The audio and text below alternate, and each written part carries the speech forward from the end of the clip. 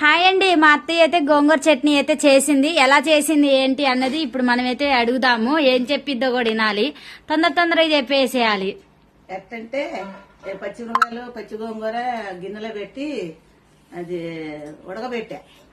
ఉడకబెట్టి నీళ్ళొంపి రోట్లు వేసి మిరపకాయలు నూరినాక గోంగూర వేసి రుబ్బిరా. అంటే వాటర్ లోని పచ్చి గోంగూర అని పచ్చిమిర్చి ఉడకబెట్టింది.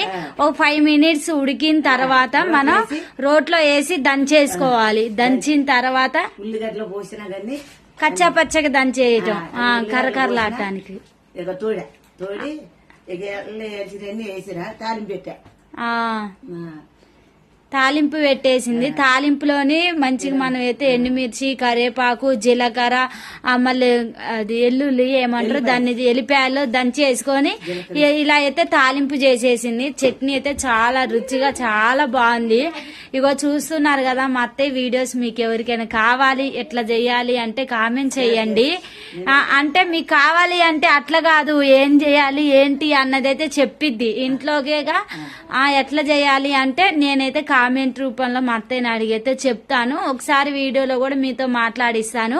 ఈ వీడియో మీకు నచ్చినట్టయితే లైక్ చేయండి, ఖచ్చితంగా షేర్ చేయండి, ఫాలో కండి. ఓకే బాయ్, నెక్స్ట్ వీడియోలో కలుద్దాం.